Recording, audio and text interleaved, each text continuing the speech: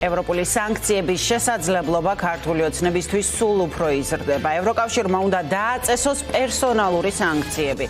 ასეთია ესტონეთის საგარეო საქმეთა მინისტრის პოზიცია განცხადება მარგუს ცაყნამ ლუქსემბურგში ევროკავშირის საგარეო საქმეთა მინისტრების შეხვედრის დაწყებამდე გააკეთა. პერსონალური სანქციების დაწესებას მხარს უჭერს ფინეთიც, ამის შესახებ ქვეყნის საგარეო უწყებამ პოზიცია პირდაპირ დაადასტურა ფორმულასთვის მოწერილ წერილში. ევროკავშირი მხარს უჭერს ქართველ ხალხს და არა საქართველოს ხელისუფლებას, ეს კი ბლოკის საგარეო საქმეთა მინისტრის პოზიციაა. რამდენად ინტენსიური გახდება მსჯელობა შესაძლო სანქციებზე საღამომდე გაირკვევა. ეს პირველი მინისტერიალია მას შემდეგ, რაც უნგრეთში ორბანის ხელისუფლების დამარცხებით ივანიშვილმა ევროკავშირში მთავარი მოკავშირე და ლობისტი დაკარგა, რომელიც მუდმივად ბლოკავდა ოცნებისთვის სანქციების დაწესებას. ქეთი ნადიბაიძე გაგვაცნობს ვრცლად ევროპელი მინისტრების განცხადებებს, ის გვერდება პირდაპირ ეთერში.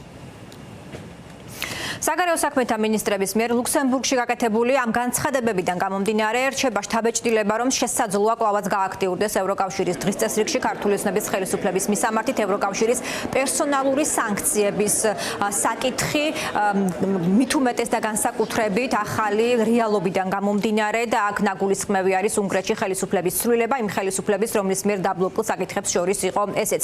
ამ საკითხთან დაკავშირებით ერთ-ერთი, ვინც პოზიცია დააფიქსირა ისევე როგორც ეს წარსულში გაუკეთებია, არის ესტონეთის საგარეო საქმეთა მინისტრი. გარდა ამისა, ტრადიციულად პირდაპირი და ხისტი პოზიცია აქვს ლიეტუვის მხარესაც, რომელიც მიიჩნევს, რომ პერსონალური სანქციები არათუ ახლა, არამედ ჯერ კიდევ შარშან უნდა დაწესებულიყო, ისე როგორც ეს გააკეთა მაგალითად ლიეტუვამ ქართული ოცნების ხელისუფლების წარმომადგენლების წინააღმდეგ და კიდევ რამდენიმე ქვეყანამ. შესაძლოა დღეს უკვე დაგვიანებული იყოს, როგორც ლიეტუვის საგარეო საქმეთა მინისტრმა აღნიშნა, რადგან საქართველოში დემოკრატიული უკუსვლის პროცესი არის უკვე შეუქცევადი. გარდა ამისა, კიასტუტის ბუდირისი, რომელიც არის სწორედ ლიეტუვის საგარეო საქმეთა მინისტრი, ფიქრობს, რომ უნდა გადაიხედოს საქართველოს მიმართებაში ასოცირების ხელშეკრულების და ასევე წევრობის კანდიდატის სტატუსის საკითხებიც.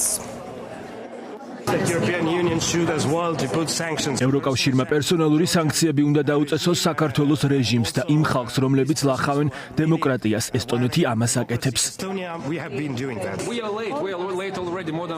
ჩვენ უკვე დავაგვიანეთ, ლიეტუვა წელიწადზე მეტი ხნის წინ გამოვიდა წინადადებით, რომ ევროკავშირის დონეზეც დაწესებულიყო სანქციები, ისე როგორც ჩვენ დავაწესეთ ეროვნულ დონეზე. ეს იქნება სწორი ნაბიჯი. ახლა 1 წლის შემდეგ, როდესაც დემოკრატია უფრო მეტად უკან წავიდა, შედეგი ესაა. ჩვენ ძალიან ვაგვიანებთ და ნელები ვართ, ამიტომ ახლა უნდა ვიმოქმედოთ. საქართველოს კანდიდატი ქვეყანაა, მათ აიღეს ვალდებულებები, რომ დემოკრატიულ სტანდარტებს დააკმაყოფილებდნენ და მათზეა ამის გაკეთება. თუ მზად არ არიან, მაშინ უნდა წამოვწიოთ ასოცირების შეთანხმების საკითხი და კანდიდატის სტატუსი. მოდით ამით დავამთავროთ და სხვადასხვა მხარეს ვიქნებით. ევროკავშირის წევრი ქვეყნების პირველი დიპლომატები მხარდაჭერას უცხადებენ ქართულ საზოგადოებას, რომელიც იცავს ევროპულ დემოკრატიულ ღირებულებებს, განსხვავებით ქართული ოცნების ხელისუფლებისგან, რომელსაც აკრიტიკებენ სწორედ ამ დემოკრატიული ღირებულებების ღალატში და პარტნიორი ქვეყნების წარმომადგენლები ქართულ მხარეს მოუწოდებენ, რომ ისტორიული არჩევანი დაიცვან და დაბრუნდნენ მოლაპარაკებების პროცესში კონსტრუქციულ რეჟიმში. რა თქმა უნდა, განვიხილავთ იმას, რაც საქართველოში ხდება. ჩვენი მიდგომა მტკიცეა. ჩვენ მხარს ვუჭერთ ქართულ ხალხს, მაგრამ არა საქართველოს მთავრობას, რომელსაც ქვეყანა არასწორი მიმართულებით მიყავს. ბევრჯერ ვთქვი და ეს მესიჯი გადავეცი საგარეო საქმეთა მინისტრს. ჩვენ ვფიქრობთ, რომ ქართველი ხალხი დაკავშირებულია ევროპულ ოცნებასთან. ჩვენ ვთქვით და მეც არაერთხელ ვთქვი, რომ ამ დიალოგის და ამ გზის ხელახლა დასაწყებად საჭიროა რეფორმები, რომ ოპოზიციის ლიდერები, რომლებიც დაკავებული არიან, უნდა წარდგნენ სამართლიანი სასამართლოს წინაშე და არ უნდა იყოს სასამართლო სისტემა გამოყენებული დემოკრატიულ პროცესებში ჩარევის იარაღად. მაგრამ ჩვენ ასევე ვილაპარაკეთ უსაფრთხოებაზე. ეს იყო ჩემი კოლეგის მთავარი მიზანი ჩვენი საუბრისას და ის ფაქტი, რომ დაკავშირებადობა, ღია დიალოგი, ჩვენი შესაძლებლობები შევქმნათ პროევროპული ალტერნატივა პრორუსული გავლენის საპირწონედ არის წინ მიმავალი გზა. საქართველოს უნდა გადახედოს საკუთარ გადაწყვეტილებას ევროკავშირთან დიალოგის და მოლაპარაკებების გაგრძელებასთან დაკავშირებით. ძალიან მნიშვნელოვანია გვესმოდეს, რომ მიუხედავად იმისა, რომ ერთგული ვართ საქართველოს მოქალაქეების ევროპული მომავლის მიმართ, როგორც შავი ზღვის რეგიონის მეზობელი ქვეყანა, ვალდებული ვართ გავზარდოთ დაკავშირებადობა, რომ შევქმნათ პროევროპული ალტერნატივა. ჩვენ ასევე ვფიქრობთ, რომ დემოკრატია მუშაობს, როდესაც არსებობს ოპოზიცია.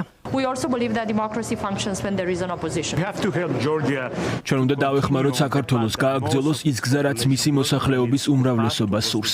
ეს არის გზა ევროპული ოჯახისკენ და რა თქმა უნდა, ჩვენ ვიქნებით იქ, რომ დავეხმაროთ ქართულ ხალხს გააგრძელოს ეს გზა, დემოკრატიული, მშვიდობიანი და ევროპული.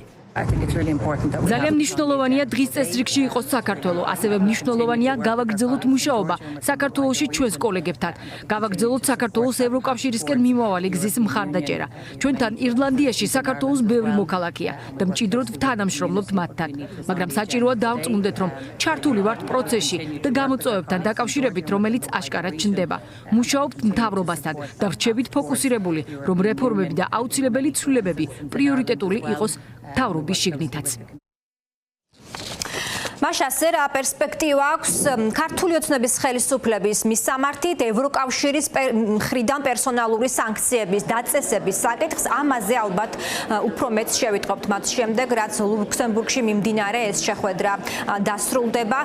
ევროკავშირის წევრი ქვეყნების საგარეო საქმეთა მინისტრები არიან შეკრებილები. ეს არის პირველი შეხვედრა, მას შემდეგ და განსაკუთრებული მოლოდინები და ინტერესია ამის გამოც, მას შემდეგ რაც უნგრეთში შეიცვალა ხელისუფლება. საქართველო არის მსჯელობის ერთ-ერთი საკითხი, თუმცა არა ერთადერთი.